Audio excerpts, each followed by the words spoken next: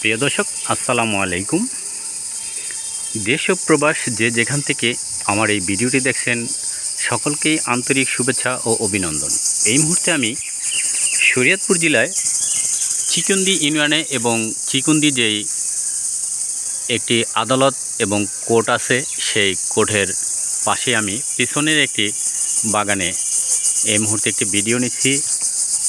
অনেক বছর পুরাতন একটি শিমল তুলা গাছ, যেই আমরা তুলা নামে যে পরিচয় বা যেই তুলো দিয়েই আমরা বালিশের বিভিন্ন কাজ করি, সেই শিমল গাছের একটি দেখা মিলল এখানে এসে।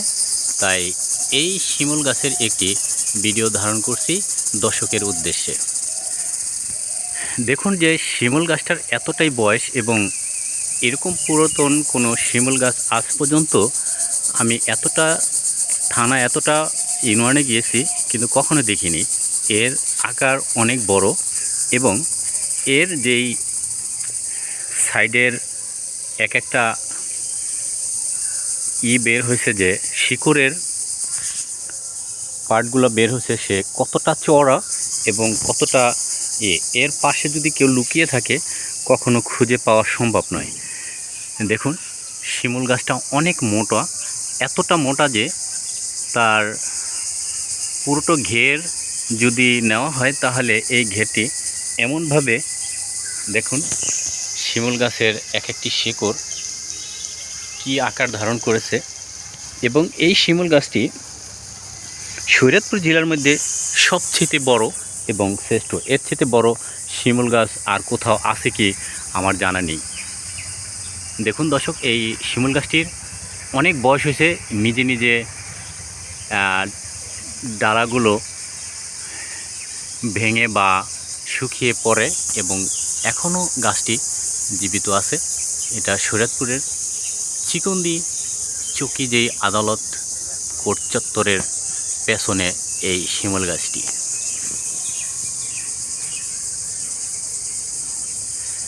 শিমুল গাছটি এত বছর পুরাতন, কিন্তু এখানে কাউকে আমি পাচ্ছি না যে এর বিষয়ে বিস্তারিত জানার জন্য, যে আগের দিনের মানুষ কেউ আছে কি না তাদের কাছ থেকে।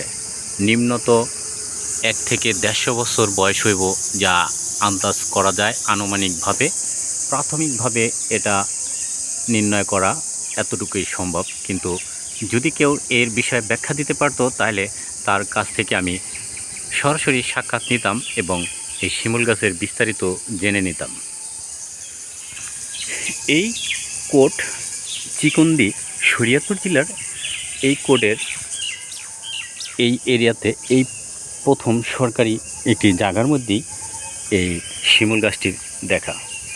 এখানে আমি বহুবার আসছি এবং এই কোর্টের কাজে সর্বসময় থাকি, তবে এত বড় শিমুল গাছ কখনোই দেখিনি।